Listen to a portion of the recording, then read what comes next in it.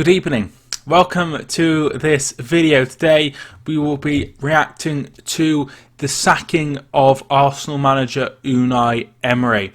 So Unai Emery has been in charge for a couple of seasons now.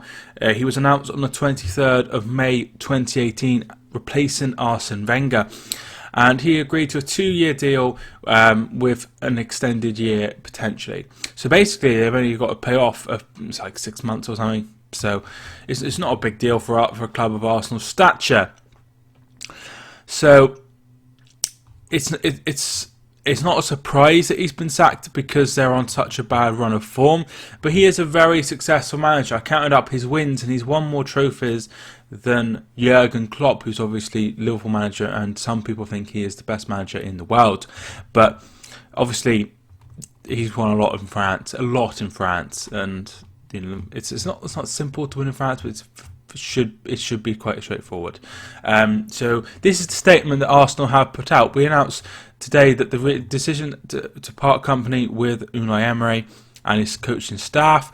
Speaking on behalf of the Arsenal board and Kroenke Sports Entertainment, Josh Kroenke said, "Our most sincere thanks goes to Unai and his colleagues for unrelenting in their efforts to get the club back to competing at the level we all expect and demand. We wish Unai and his team nothing but future success. The decision was taken due to results and performances not being at the level required. We've asked Freddie Ljungberg to take responsibility for the first team as interim head coach. Search for a new head coach is underway and we will make a further appointment when the process is complete." So Arsenal have not won in their last 7 games in all competitions, with 5 draws and 2 defeats. They never went on a poor run across 1,235 games under Arsene Wenger. The last waiting this long for a win was in February 1992 under George Graham, 8 games, according to Opta Joe.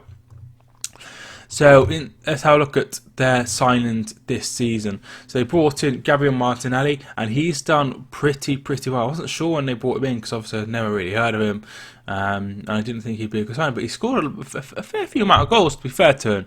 They brought in Saliba, the centre back, and they sent him back to Saint Etienne. I couldn't understand that one from Emery. I thought it would have been better to have him about, particularly as how poor the centre backs have been this season.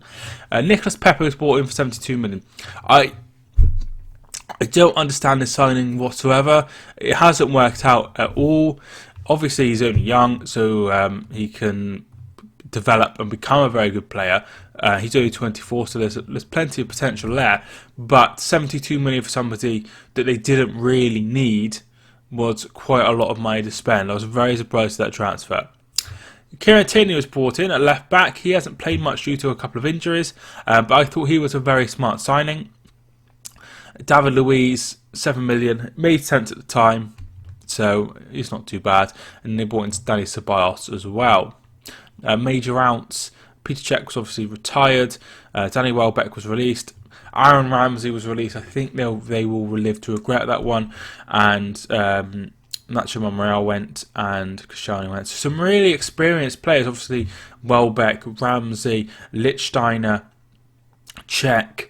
Iwobi's been there for a few years. Monreal and Koscielny in particular, those some really big experienced players.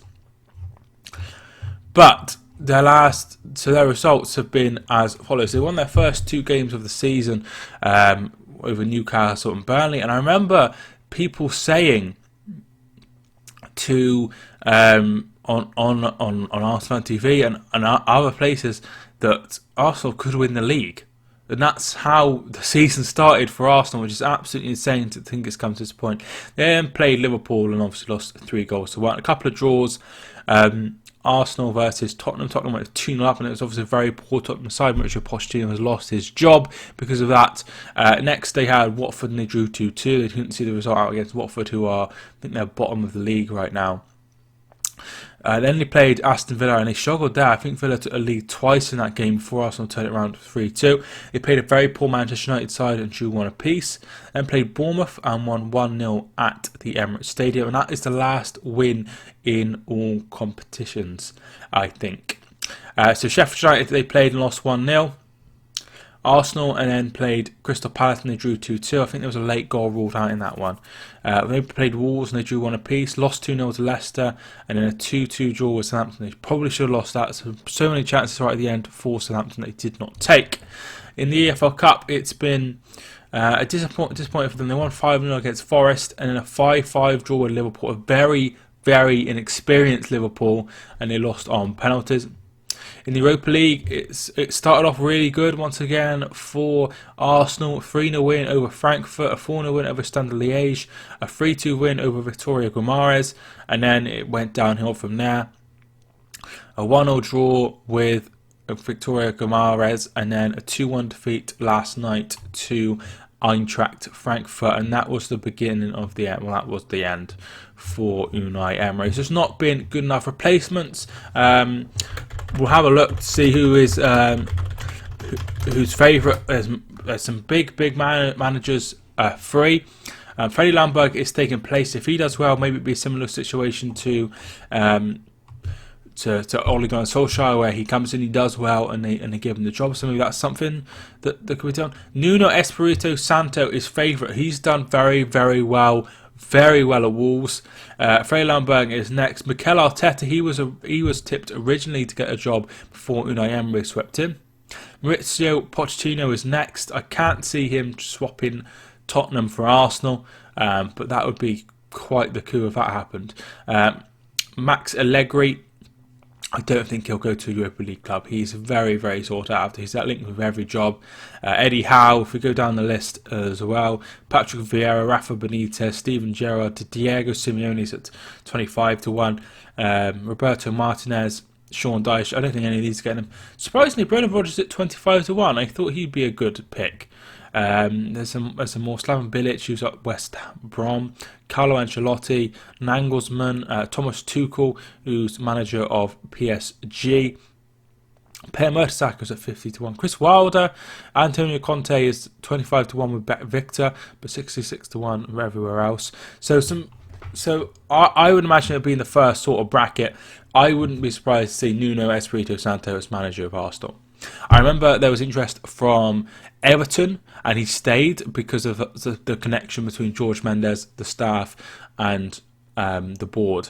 So there was that, but I don't think he'd be able to turn down Arsenal. Arsenal are a massive club, and they will not be able to stop Nuno Espirito Santo going from Wolves, who playing the Europa League, to Arsenal, who are also in the Europa League, but the sizing of those two clubs is non-comparable. And I don't want Wolves fans to be like, "Oh no, he'll stay." Like he might stay. Don't get me wrong, but it makes sense for him to move on if he's got a chance of a job like Arsenal, taking them back into the top 4, maybe winning the Europa League. That would be absolutely insane from them. So I wouldn't be surprised to see something like Nuno Espirito Santo. I can't see them going for someone like Pochettino or Allegri because they want promises of money, and even though they signed Pepe, money isn't something that they like to spend under Kroenke. Kroenke is a big problem. Big problem.